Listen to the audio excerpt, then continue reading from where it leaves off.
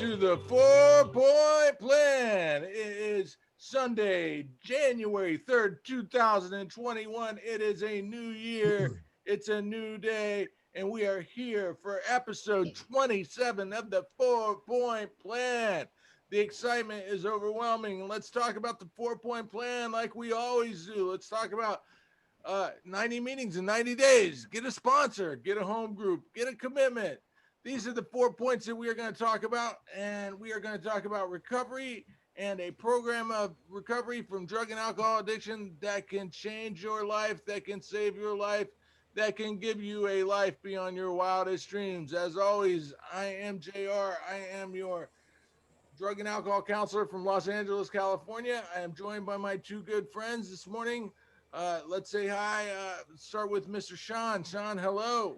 Good morning and Happy New Year. Happy New Year. Yeah, that's right. And hello there, Mr. Guy. Hello, everybody. Happy New Year. Happy New Year. It's pretty exciting. I'm excited about the new year. I'm so excited about the New Year's. I want to get into some new stuff. You know, we've been talking about the 4-Point Plan all through 2020, and we're going to continue to talk about the 4-Point Plan. But I want to talk about a program of recovery that will save your life that includes, at least the one that I do, it includes something called the 12 steps. You guys may have heard of the 12 steps. They are a big cornerstone of Alcoholics Anonymous and Narcotics Anonymous. People sit down with a sponsor and they go through these 12 steps. They answer a lot of questions. They do a lot of writing.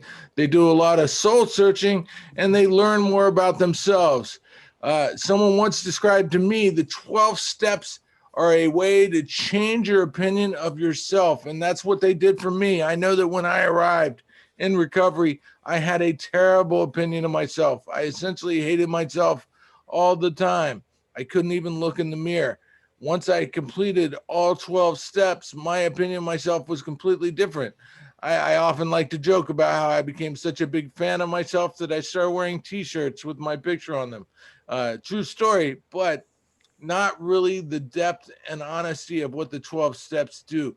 The 12 steps required me to answer a lot of questions that through my entire life I had been too afraid to ask. So when it came to step one and admitting I had the addiction, and admitting that I was powerless and that I couldn't manage my own life, it was a humbling experience, you know, to have to admit that I wasn't in control, that I couldn't do all of this on my own. And when we talk about not being able to do it all on your own, that's where the 4-Point Plan comes in. We talk about the 4-Point Plan is a guide to creating a connection with other people as you fight your addiction. I say that we can't do this alone, but we can do it together. NA stands for Narcotics Anonymous, but it also stands for never alone, never again, right? So if you go to a meeting every day for 90 days, man, you're going to make some friends. You're going to meet some people. If you get a sponsor and you call that sponsor every day, you are going to have someone there close to you in your corner. If you get a home group and attend your home group, then you're going to have a group of people that are like a family. They're always going to be there for you. And if you get a commitment, you're going to be busy going to meetings, doing things to get back to the program, and there are going to be other people doing service work alongside of you with whom you will build relationships with. So the 4-Point Plan is about building relationships, and the step, at least the first step, is about getting humble and admitting that you can't do this shit by yourself, and maybe you can let some other people in. But that's just, you know, my hot take on it, my first initial thought about it. I'd love to hear what you guys have to say about it. I know both of you are avid step workers, are involved in 12-step programs. I did my 12 steps in Narcotics Anonymous out of a book called The Step Working Guide, but people do it different ways, go to different programs. So, Guy, do you want to tell us about your experience with step one or just your experience with the steps altogether? Yeah, steps are a part of a 12-step program. And yeah, we got to get to them. What we usually recommend that you do it with that person that we call a sponsor in these meetings, which is one of the points on the 4-Point Plan.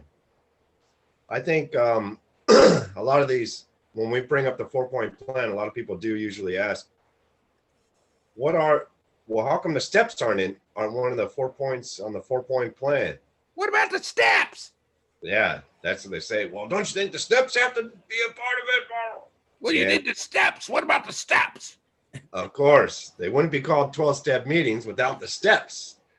So I think that the steps are definitely a part of this whole recovery process. Like you said, they give us a good insight on our situation and a solution out of it. Steps are action based. Whether we're taking internal actions and we're taking physical actions out in the world too, or amongst ourselves.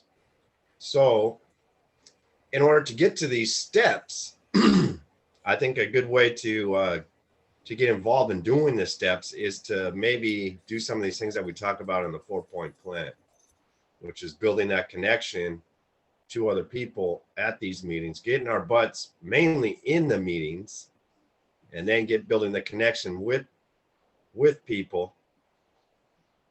And then might get a sponsor, and then most likely we're going to be taking those steps as well. Right on. Hey, Sean, you're a big stepper, right? You're doing the steps right now. Have you completed all 12 or Absolutely. Okay, so what would you have to say to someone who's new to this idea? They don't know anything about the 12 steps. How would you describe your experience or what you think of the steps? Well, step one, we admitted we were powerless. Our lives becoming manageable. That one was super easy for me because I destroyed I destroyed everything. I couldn't manage anything. Every time that alcohol or drugs would enter my blood, there was no consequences. I didn't care about laws. I didn't care about morals, ethics, anything. I was the most selfish and self-centered, drunk or somebody getting high. It was all about me. I destroyed relationships. And so that one was easy for me because I knew that I was powerless. I couldn't, as soon as it hit my body, it would do, like, I have allergic reaction to it. I wanted more and more and more, and I destroyed everything. So that one was super easy for me. Doing like step 4, we have to make a decision or a fearless moral inventory of ourselves.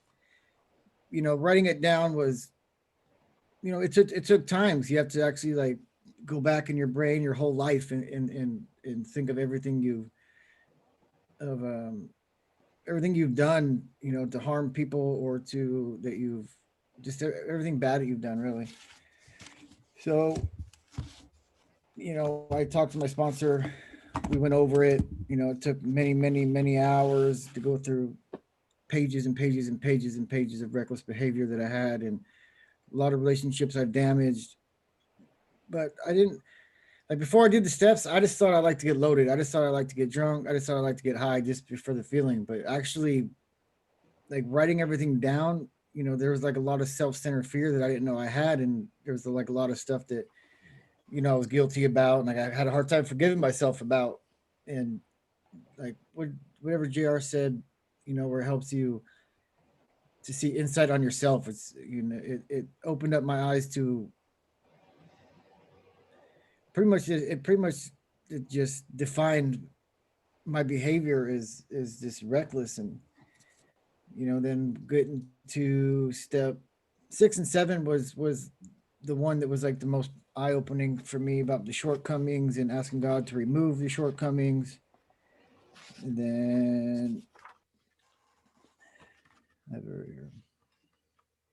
He's going through all 12. Look at him, guys. No, I'm just gonna stop here because this one was a big one for me because I have so many like character defects and so many shortcomings that putting them on paper and like actually accepting these things, and then it was a big eye opener for me. It was huge. This one was huge. Was my character defects and asking God to remove them, and it's going to take long time to know them all, and then they keep coming up, and I got a lot of work to do. But working the steps is something that everybody should do when they're in this program, definitely, for sure.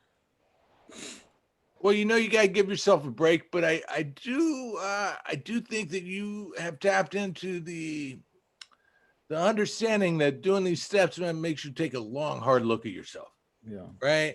And like it makes you look at yourself honestly and truthfully. And for me, doing that and then having the experience of doing it with my sponsor was very hard, man. It was hard for me to look at myself honestly and then say out loud, I got some character defects, man. There's some things that are wrong, about me that I would like to fucking change if I can. And then one of the scary parts about the steps that scares a lot of people off is that there's a spirituality component. And they start telling us, if you got some character defects that you would like to change, the way to change your character defects is to get in touch with a power greater than yourself, some understanding of a God of your understanding, right? That you can pray to change these things about yourself. And that's been my experience, man. Like, I'm not super religious. My experience going to church when I was a kid was pretty limited. I was never forced to take communion or be baptized or any of that. So my religious experience was limited, but my spirituality was there. I feel like, anybody that searches for a belief inside, they can find something, right? So I got this spiritual connection by working step 2, step 3, and those were interesting times, man. And then by the time I got to 6 and 7, I had to ask God to remove my defects. It wasn't a formal get down on my knees every day and say, God, please make me stop being greedy or selfish or whatever. But what did happen was I found myself like finding ugly parts of myself that in the moment I would stop and say a prayer, please, God, remove that from me. Like if I'm at the grocery store and someone's in front of me at the deli counter and I'm like, man, fuck this motherfucker, I want to beat the shit out of him. Then I'm like, no, God, please remove this desire to beat people up at the grocery store from me, please. So that was my prayer experience and learning how to get those defects out of my way. I guess I'm impatient or maybe I'm just an asshole. I don't know. It's one of those two. But I pray consciously to remove those parts of my personality, those character defects. Now, in order to get to that prayer point, though, I had to get to an understanding of God, and that's what we're required to do, or at least asked to do when we do step 1, 2, and 3. It's funny because people in AA will modify step 1, 2, and 3, which are admit we were powerless over our addiction, came to believe that power greater than ourselves could restore sanity, and what's 3? Made a decision, turn our will and our lives over to the care of God. Right. So those are the 3 steps as they're written in the book, but some alcoholics have shortened them and say, I can't, he can, I'll let him, which is a pretty nifty little snippet. It's a short little thing you can put in your brain that gives you an understanding of how the first 3 steps work. We have to have a God that we can ask for help when we need it. For me, it taught me that God's always there and he's going to help me. But when I first got clean, I wasn't sure what my understanding of God was. And I met a lot of people in NA who would say things like, oh, JR, it's okay if you don't believe in God because God believes in you. And if you don't have a God of your own, you can borrow my God and use him for a while. I talked to him at school. So there's lots of different takes on the higher power thing. But when I was doing step 2, and I was trying to decide, how deep is my belief in God? What's my understanding of my belief in God? Do I even believe in God? I thought back to when I was using heroin. See, what I used to do is I used to drive my motorcycle downtown and buy heroin. And then before I would drive home, I would go and find a bathroom and shoot up some heroin. And then I'd get on my motorcycle and drive from downtown to the valley. Now, the drive from downtown to the valley is, I don't know, a half hour on a motorcycle maybe. And I'd be driving up the 101 freeway. And around the time I would hit Universal City, almost every time, the heroin would kick in. And all of a sudden, my eyes would start dropping closed. And I'm on a motorcycle in Los Angeles traffic with my eyes closed. And Seems like I would open the visor of my helmet so that the wind would blast on my face, and I would hope that the cold wind from my motorcycle would keep me awake, to keep my eyes open so I wouldn't fall asleep and die on heroin on a motorcycle. So here I am years later, and I'm sober now, and I'm looking back, I'm like, do I believe in God? Do I believe in God? And I'm like, oh yeah, remember that time that you used to ride a motorcycle every day and you were asleep and then you didn't fall off and fucking die? That was God. God kept you upright on your motorcycle and didn't let you die because you were too high to do it yourself. So that was my experience with step 2, at least. Do I believe in God? Well, yeah, because without God, I would have died riding a motorcycle in Los Angeles on heroin. yeah, without God, I would probably be in a. 'Cause I have 2 strikes when I was younger. I got in trouble when I was younger, and I got a couple strikes. One more and it's 25 to life. So I believe there's like, if I didn't have a God or some power looking out for me, I definitely believe I would be in prison for the rest of my life. But it wasn't in my path, and I don't. I remember when I got out. When I was 18 or 21 years old. And everybody was just like, "Oh, you have 2 strikes. You're only 18. You're 18." It's like, "Oh, all the odds are against you." So I had this belief that it was already done. It was over, but I still like it didn't like. And then I would drink or I would get loaded, and all the consequences didn't matter. I had 2 strikes. And I was looking at all this time because when the alcohol or drugs touched my body, that's all my body cared about. I'm this super. I'm like dumbfounded that I am where I am today. I'm super grateful for, but that's my God working in my life for sure. Guy, you did step 2. What was that like? I was like you, I guess. I didn't have much religion or beliefs in my life. And it took me a while to figure out what that was, or to even come to believe it. I think a power greater than ourselves is a good way that they worded it in the steps. Because in the beginning, when I was first doing these steps, I was stuck on it, and my sponsor had to ask me. He said, "Guy, do you think that we just finished a meeting, and I was still working on step 2 with them." And he said, "Guy, do you think that this meeting we just got out of, all these people," it was a big giant meeting and one of the popular ones here. He said, "Do you think all these people right here that have solved their drinking and drugging problem, do you think that this whole group of people right here is a power greater than you by yourself trying to figure out how to stop fucking drinking?" I stopped. I thought about it for a minute, and I said, "Yeah, I couldn't argue with that." So this whole group of people right here that are getting together and keeping each other sober, I couldn't argue with it. I said, "Yeah." He said, "Well, there's your power. There's a power greater than you for right now. So come on, we're moving. We got to keep moving on these things." And he said that, and then we talked some more about it. He said that might change, but for right now, that is a power greater than you by yourself trying to figure out how to stop fucking drinking and drugging. Because you doing it by yourself is obviously not working out very good here, Guy. And I couldn't, like I said, I could not argue with that.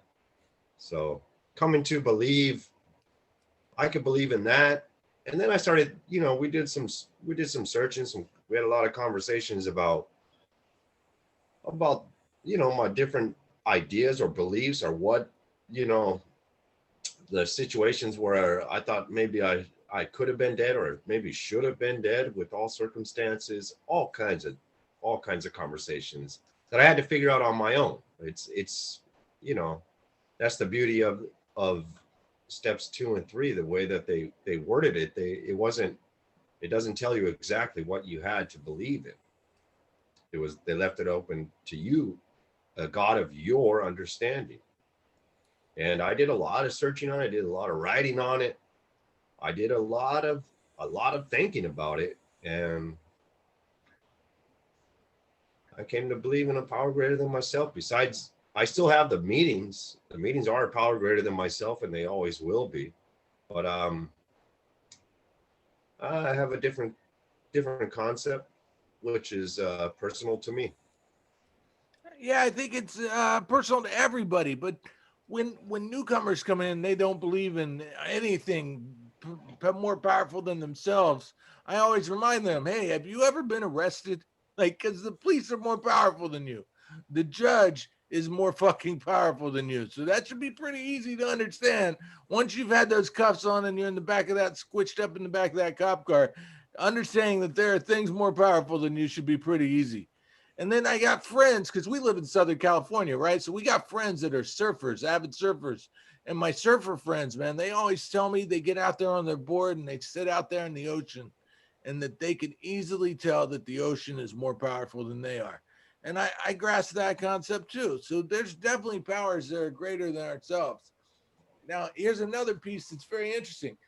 I've been sober for a while. I've known people that have got a lot more time than me. And on the west side of LA, I know a group of people, a group of drunks, a group of addicts out there who are all atheists. And they've been sober for over 20 years. So when we talk about the spiritual component of the 12 steps, that doesn't mean that you have to believe in God, a dogmatic spirit in the sky with a long beard who throws lightning bolts at people. That doesn't have to be it, man. You can believe in just about anything. And so these atheists, they believe in conceptual higher powers or whatever, but you know, it works for them and they stay sober. So as long as you got something you can believe in, just give me something to believe in, right? In that song, I don't know. As long as you can believe in something, man, you can get this thing.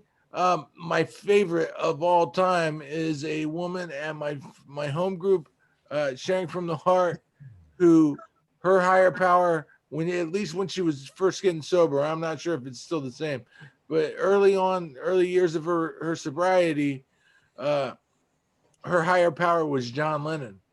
And I always thought, right on, man. I can wrap my head around that. John Lennon is more powerful than me. John Lennon, you know, sang the songs that make the world go round, right? He was a Beatle. Like the Beatles are pretty fucking powerful, especially for a starfucker like me, you know, who loves fame and prestige. Like I could get behind one of the Beatles being a higher power. So Journey. no, not Journey. Fuck Journey. If I find Steve Perry, if I find out Steve Perry listens to this podcast, I might end the podcast because fuck that guy and fuck Journey. Yeah, see, my higher power is not like a religious God, even though I grew up Catholic, you know, so I mean, organized religion was kind of forced on me. You know, I prayed to something I didn't really believe in or understand. So, but I mean, I guess, you know, when you're young and, you know, your parents or my grandparents taught me about a God, you know, they instilled this belief that there is something greater than me, but maybe I just didn't know it then. But I don't pray to a religious God. Me, it's a, I believe there's something powerful greater than me. I really don't even know what it is yet, but I just know there's something there. I know there's something working in my life because I've had a lot of experiences where I either A, should be dead, or B, I'll be locked up forever. And, you know, my kids is another one, you know, it's just so many. There's something powerful greater than me that I believe in, but it is not a religious God, but it's my God. I don't know if it makes sense, but Yeah, man, it reminds me that, you know, I spent nearly a decade every day jamming needles into my arms, like just toxic and sick and using drugs that kill most people that use them. And I didn't die. And I would shoot drugs all day long. And it didn't matter, you know, what came in the balloon. I would empty the balloon into a spoon, put it into a syringe, and jab it into my fucking veins.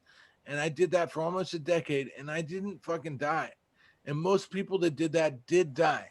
So to me, that's where I'm realizing, man, that must have been God playing a part, you know, somehow magically keeping me from getting killed out there with a needle in my arm or walking the streets. So I used to walk downtown Los Angeles at 2, 3 in the morning, where there is nothing but fucking maniacs out on the street at that point in time. And I'd be down there skinny, scrawny, sucked up, dope sick, just looking for a fix, man. And someone could have easily come along and rolled me for whatever $6 I had in my pocket and left me dead. So $6. because it was $8 to buy a bag, so I usually came with 6. You had to go to Walgreens afterwards. Oh, to shoplift some Nicorette? I'm not much of a shoplifter. No, Walgreens to go to the pharmacy. Oh, to get outfits. And you get outfits on the street, or someone just give you their old one. Yeah. There's another thing, dude. I didn't get AIDS. I didn't get hepatitis C. I didn't get any bloodborne diseases despite the fact that I was shooting dope for fucking almost a decade. And when I was tested, the doctor told me before they even drew the blood, they're like, you're going to have hep C. Everyone who shoots drugs has hep C. And I just resigned myself. I'm like, fuck, man, I'm going to get hep C.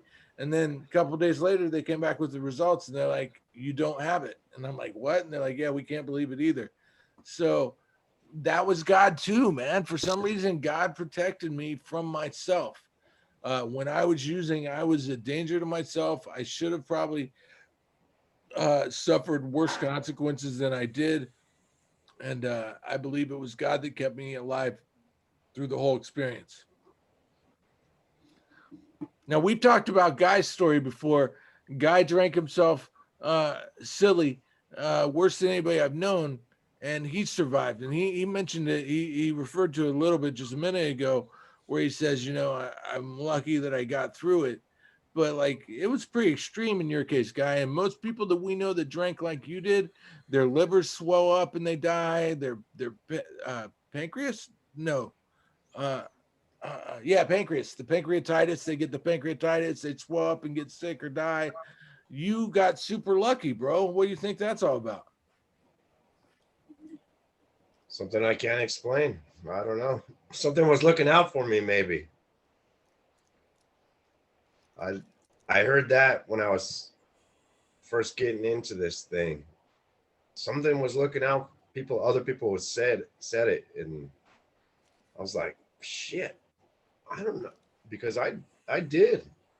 I did some things, putting a lot of poison in my body, where I've seen people younger than me, and I can't explain how I made it through without getting severe damage. Maybe I do have some damage, who knows? But some people it hit them really hard. And I would hear how much they did and I was like, man, I was doing that by the time I was 23 years old. And somehow I made it through, which I can't explain. And when I heard somebody say that in meetings when I was new to doing this whole thing, I was like, it made me think. I was like, fuck, there was something looking out for him somehow, some way, because the odds was that I probably should not be here. Or even the situations you brought up, the ones driving, you know, I would drive out of my fucking mind in a blackout. Waking up, resting against a tree overlooking a 300-foot cliff. You know, what the hell kept me from going over right there? Matter of inches. You woke up in a car like that, or you were sleeping under a tree? Yeah, woke up. It woke me up. I was crashed. My car was totaled. My truck was totaled. Oh shit. Yeah. Yes, that happened when I was 16. I woke up in the hospital. I guess I stole my girlfriend's car, drank a bunch of Black Velvet, went into a blackout. I don't remember taking the keys. Blackout Velvet. Yeah, Blackout Velvet. I think that's the first and the last time I ever drank it. I took my girlfriend's car. It was a Jeep Cherokee, 1989, all fiberglass. And I guess I went over this corner. I was in Tahoe, and I overcorrected it, fishtailed at 50 miles an hour straight into a tree. I almost killed my best friend, almost killed me. I broke my nose, fractured my jaw, broke my right eye socket, knocked all my teeth out, and totaled the car, obviously. But I mean, I don't remember any of that. Like I woke up in the hospital with no teeth. Like I had a big hole in my lip because all my teeth went through my lip. And I was just like spitting blood, I guess. That's what they told me. And the doctor's like, why you trying to bite me, dude? You ain't got no teeth. And I didn't really understand it, but yeah, that was but I don't remember it. I mean, I kind of wish I do remembered it, for the experience, I guess. But no, I woke up in the hospital, like my whole face was swollen. Like, what the fuck? I mean, I'm lucky to be here today, and like I had my seatbelt on, but I didn't use the brakes, so the seatbelt never retracted, so I just bit the steering wheel. But yeah, my poor mother, like getting a call that I think I did some juvenile hall time for that one. You don't have no teeth? No, they grew back when I got sober, but That's right. That's right. no, I actually picked my front teeth up out of the car a couple days later from the impound. I picked them up off the floorboard.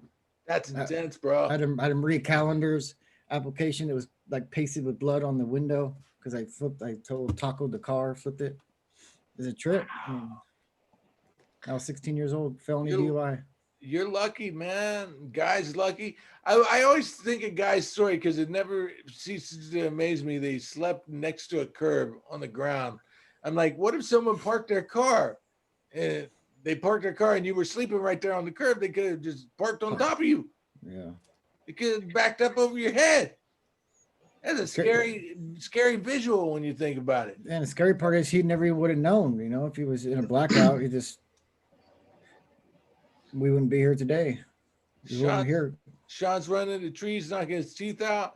Guy passes out behind the wheel, smashes into a tree on the edge of a cliff. So if you had missed the tree, you would have went off the cliff and died. And if I would have hit the tree, I would have. Yeah. Yeah, there wasn't that many trees either. God threw that tree right in your way.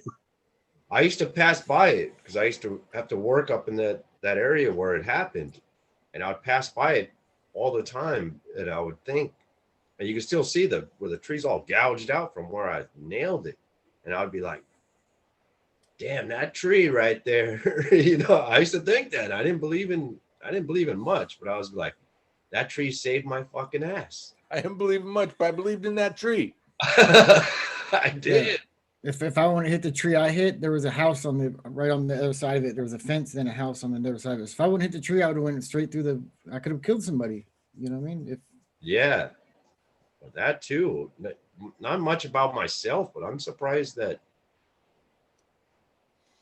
I don't know. I'm very fortunate that somehow, some way, I didn't kill someone else.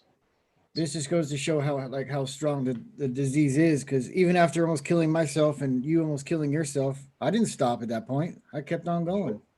That wasn't, that was just the beginning of it. And it took me all these. That was part of my 4-step, writing all this stuff down and then realizing that, wow, I am powerless when I drink. I talk about this all the time, but I had developed an infection in my arms that was eating away at my arms, and the doctors had said they were going to amputate my arms. And here we are 12 years later, I still have both of my arms, and I'm pretty sure that that's from a power greater than myself, because left to my own devices, man, I continued to shoot heroin into those infections in my arms every day. Every day I'd go to the wound care therapy clinic. They would cut the infection out of my arms with a scalpel.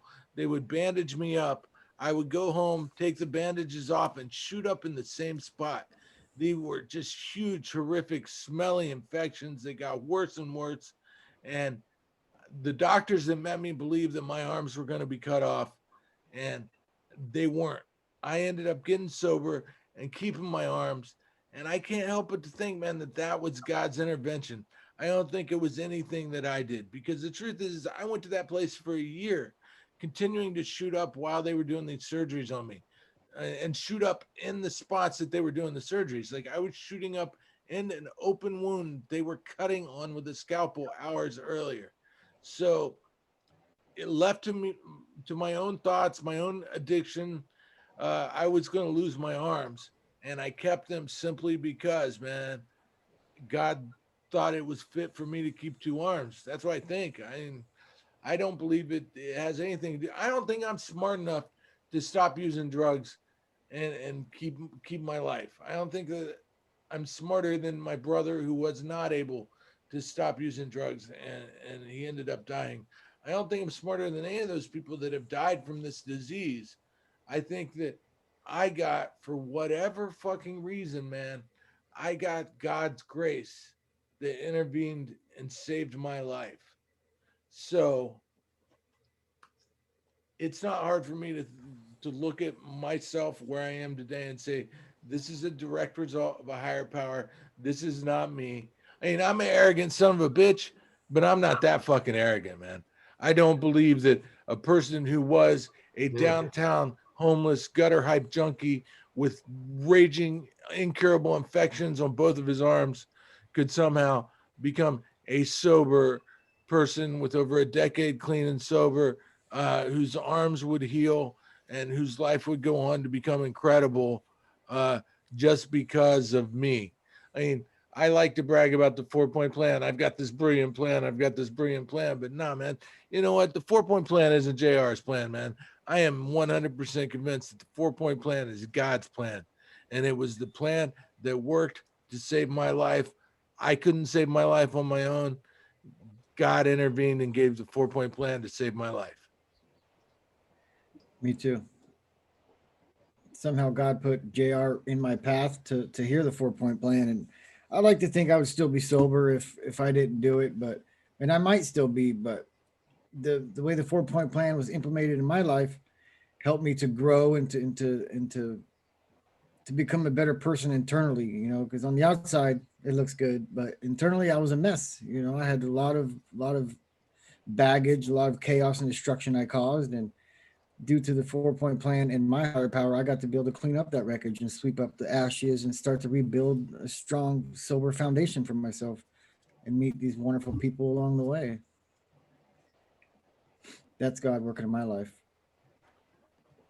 You know, the best thing I ever did, and you know, we might, yeah, let's get into this, man. The best thing I ever did in my entire life was step 3. Okay. So, step 1, we've been talking about step 1 for the last 26 episodes. We get and admit that our lives are unmanageable, that we are powerless over our addiction. We admit that we were alcoholics and addicts. We get that part.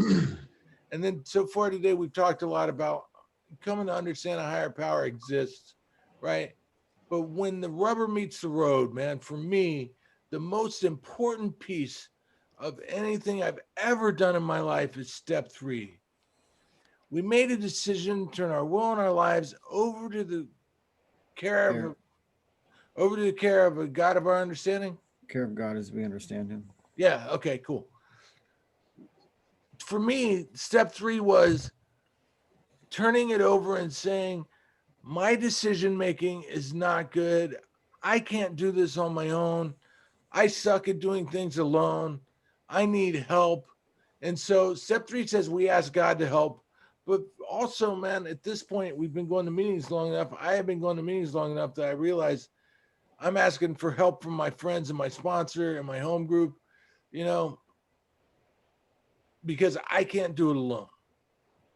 And we always talk about connection on this podcast, how connecting to other people is what's going to save our lives and keep us sober and give us a new way of life, right? And it was step 3 for me that got me to that point, man, to finally admit that if I just turn it over, if I stop trying to control shit myself, if I ask God for help, things are going to be okay. And I remember being new in recovery and talking to my daughter, and she was 15, and I was like, honey, I'm so worried that things aren't going to work out. And she told me, oh no, Dad, everything always works out. And I was like, oh my God, that's what they said in step 3. So I got super excited, man, that people in the world understood that with the help of God, things are going to work out, and not a religious, spiritual, or not a religious, dogmatic God, not a Catholic God, whatever God is to you. And for me, you know, God for me was like the gift of desperation, you know, whatever brought me in and kept me sober and kept a needle out of my arm for 30, 60, 90 days. That was God. Like I couldn't like see it or form it, but I could understand that on my own, I couldn't stop shooting heroin. But once I got some time where I didn't shoot heroin, I admitted that had to be God. God is the only explanation or reason that I could have possibly not got high for that long, right? So step 3 did that for me, man. It said, one of the analogies we use is driving a car. As long as I'm driving the car, things are not going to go well. I'm probably going to crash. I might hit a tree on the edge of a cliff. I might knock my teeth out. I shouldn't be driving, right? But if God drives, then we're going to get there. And it's going to be in his time, not my time. Jesus, just- take the wheel. Yeah, Jesus, take the wheel. As you start to understand that, man, and you're in sobriety and you get some clean time, it all adds up. It changed my life. I started saying, fuck it, man, I'm going to let God decide. I got fired from a job and I did not freak out or panic. I was like, oh no, I lost my job. God's going to give me another one. Or I'll be unemployed for a while and God will be okay with that. Because as they told me early on, man, I am in the business of footwork. God is in the business of results. So whatever happens, man, if I let God handle it, it's going to work out the way that he wants it to. You know, no matter what, it always works out the way God wants it to. Yeah, my sponsor always says, God is all or God is nothing. And like for me, it helped me to live in acceptance mode and just it helped me not to control situations. I remember I was taking this class one time and I went to JR and I said, JR, I don't like these interns. I don't like this class. And he goes, okay, well, do it one more time. And if you don't like it, you can switch it. And then I sat there and said, you know what? I'm here for a reason. Obviously, I need to, I can't control everything. So I ended up not changing that class and ended up being one of the funnest classes I've taken. So I believe that not trying to control a situation and just letting shit happen the way it's supposed to happen it's just such a so much easier to live that way. And just, it's because God is all or God is nothing. Yeah, we just turn it over to God, man. He's got this. He's Mhm. got this. I ain't never got this. I suck at getting this. But God, he's got this. He's good at this. What do you think, guy? Step 3, baby. Yeah, left to my own devices is not very good. I was trying to do this whole thing on my own, and you know what? I can't. Yeah, we do find a power greater than ourselves, and I don't know. Back to the 4-point plan. Sometimes we need to get into making that connection with the other people that are in recovery, that have figured a way to not live in that lifestyle anymore. We build that connection with them, and we learn how they do it. We get a sponsor, and eventually we start doing some of these steps. All of that stuff is possible by getting involved in getting our butts into these meetings and building up a home group where we show up there at all costs.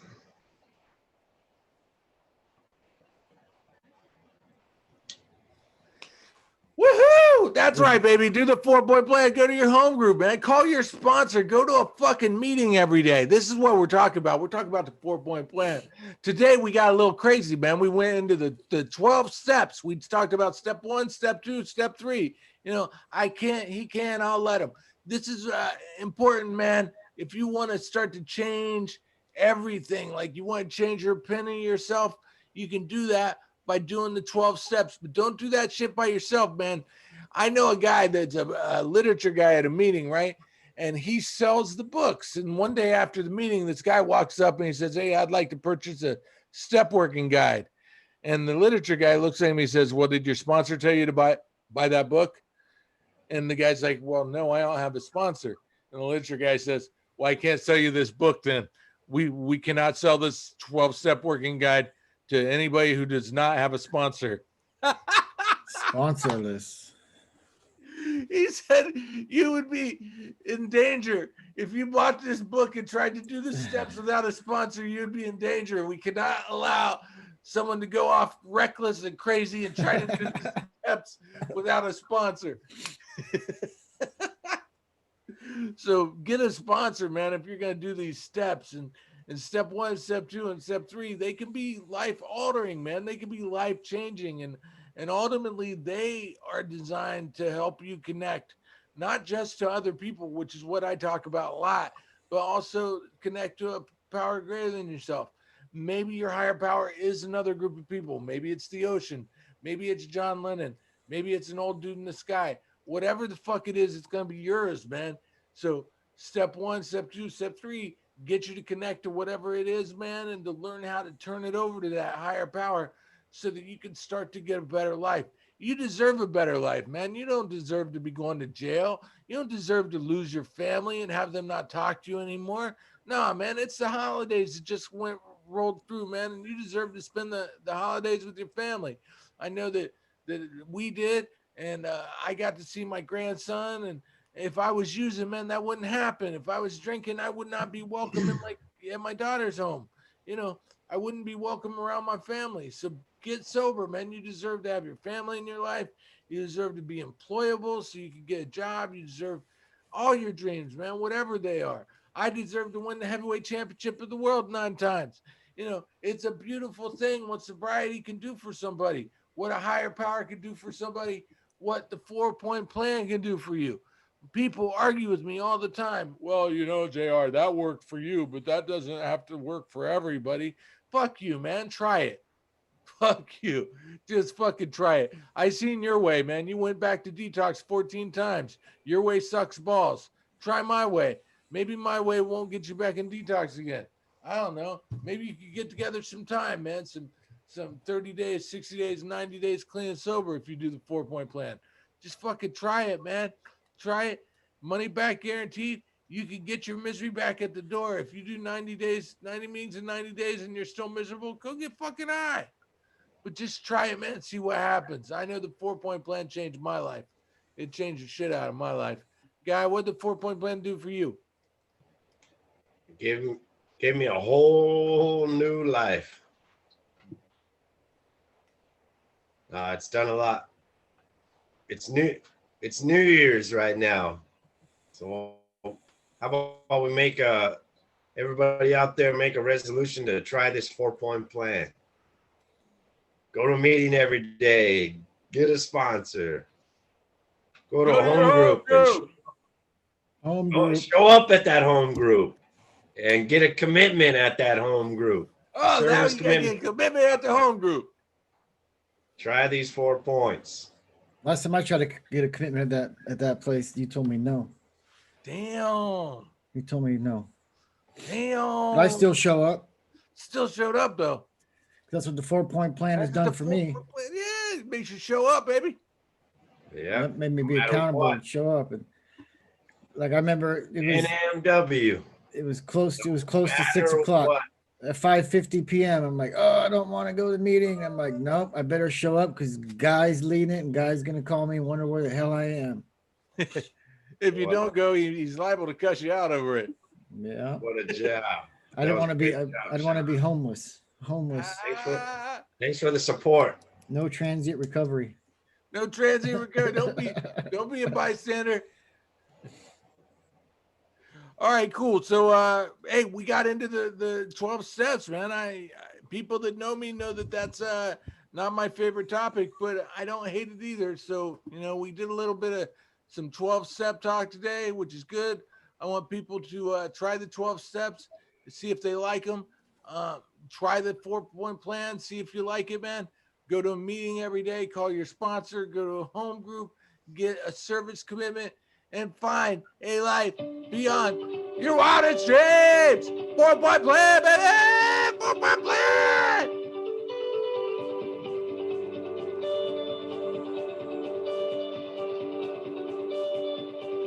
We'll see you next week. Yeah!